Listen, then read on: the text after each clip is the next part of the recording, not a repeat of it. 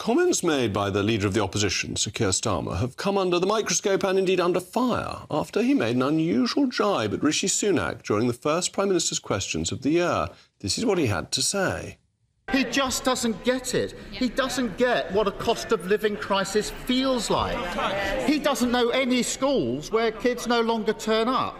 And he doesn't understand what it's like to wait for a hospital appointment.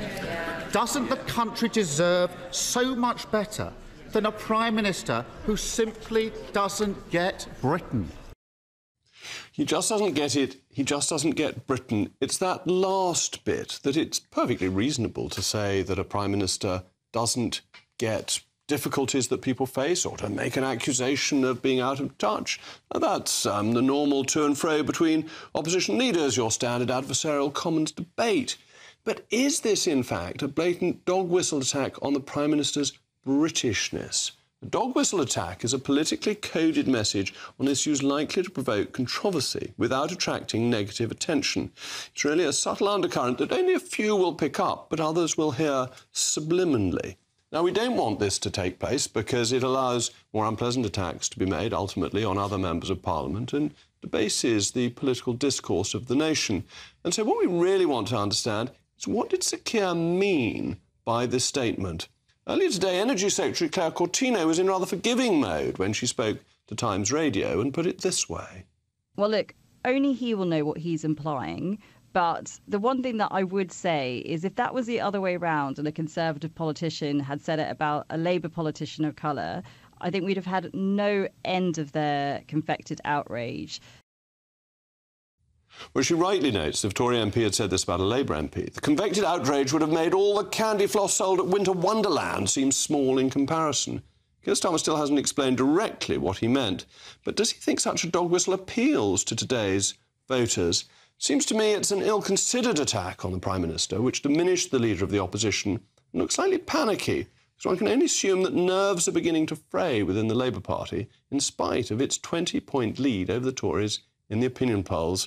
But if this is the way it's going to go, within a year of election campaigning ahead, it's going to be a pretty cantankerous next few months. So joining me now to unpick this is the former Labour advisor, Matthew Lazar, and my panel of GBNews' senior political commentator, Nigel Nelson, and the editor of Conservative Home, Paul Goodman. Matthew, is this just an unfortunate misspeak, or is there something that Keir Starmer wants to get across that he wouldn't like to say openly? No, I'm not sure it's either. I don't think it's a misspeak, and I don't think it's a dog whistle move either. I think it's a perfectly legitimate attack line on a Conservative Prime Minister who's out of touch with modern Britain. Do you think to say of somebody whose heritage is from India that he doesn't get Britain isn't actually moving into a pretty grey area? That it implies a lack of Britishness? No, I mean, there is some irony, Jacob, in people today who normally criticise anybody who takes offence, criticise anybody who is looking to be outraged, looking for victimhood, themselves trying to scour this for comments that aren't there. Nobody thinks Keir Starmer's a racist. He spent his life fighting racism. But this is the defence made of Jeremy Corbyn. Exactly those words. Nobody thinks that Jeremy is an anti-Semitic person and that he spent his life fighting racism. Well, it's not a defence of Jeremy Corbyn that I ever made, Jacob. No, but it was the one his friends made. Yes, absolutely. Look, what I think is important is that you played the full clip, and I think you saw in the full clip that he was talking. He also called him Mr. Nobody at one point. And we can argue whether that sort of language is, is too knockabout, but it was at PMQs. And PMQs is fine. Exactly. That's what PMQs is for. And he gave a list of things where he believes the Prime Minister is out of touch with most people's lived experience, to use the phrase of the moment, in modern Britain. It wasn't about race at all. But Claire Cortino's point seemed to me to be extremely fair. If a Tory politician had said this about a Labour politician, the Labour Party would have been on it in an instant, saying that this was dog whistle politics. I'm not sure that they would, because I think the phrasing was very careful. It was he's out of touch with modern Britain, that he's not in any way implying that he's not British. He was born here. I mean, everybody knows that. Do you think it was very careful, or it was just the end of a string of things at PMQs and he went slightly further than his script? No, I think he was taking the attack line as far as it should go. I think that, should you have inserted modern Britain in there to make it, imply that it was how life's lived today rather than Britishness per se? that might have helped. It might have helped any confusion. But I think fundamentally what he's saying is a theme that Labour is going to use, which is that this Prime Minister and this government are out of touch with working families. Well, Paul, do you think that's a reasonable defence of the Leader of the Opposition? I didn't really take this comment too seriously. I rather agree with the general line of thought we've just heard. That said, I don't like it when the Labour Party on Twitter will go after Rishi Sunak and say he doesn't care about certain crimes being committed, which has happened. I think that's of a different order.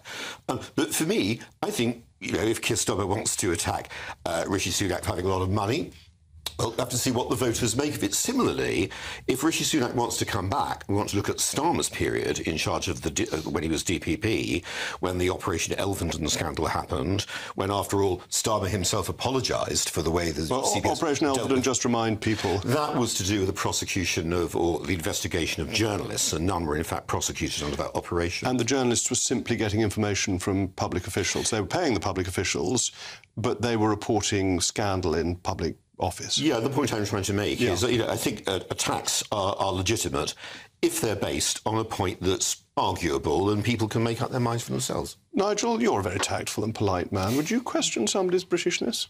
Well, I think what Matthew said is absolutely right, that he wasn't. He just simply wasn't doing that. I mean, the words actually speak for themselves. He was saying that we have a Prime Minister who is out of touch, and I think it shows the desperation of your lot, basically, who are, as we near an election, to try and raise this as some kind of race issue. As Claire Coutinho mentioned the word race, she says that she would give Keir Starmer the benefit of the doubt on this, but it's still raised... We Tories are forgiving and kindly people, which is why we give people the benefit of the doubt. Yes, but you still mentioned the word race. Claire also went on to say, which I thought was really important, that if a Tory politician had said this, the howling, the braying from the Labour mob would have been heard from here to Kingdom Come. Well, I don't think it would. Again, if those words had been used by a Tory about somebody in the Labour Party, again, the words would speak for themselves, and that I cannot see anything that could even be construed as even slightly racist about that. It wasn't actually questioning Rishi Sunak's Britishness, it was questioning Rishi Sunak as a Prime Minister. And do you think, to Paul's point, that this opens up issues around Keir Starmer, Operation Elveden, whether or not he failed to get involved with the prosecutions of postmasters, the whole Savile thing with which he was in charge when Savile wasn't prosecuted? Does it make the argument of politics more personal and less, to use the Tony Benn phrase, issue-based? Well, I think that's a tactic coming from Conservative Central Office. They've decided to hit Keir Starmer about his record as Director of Public Prosecutions.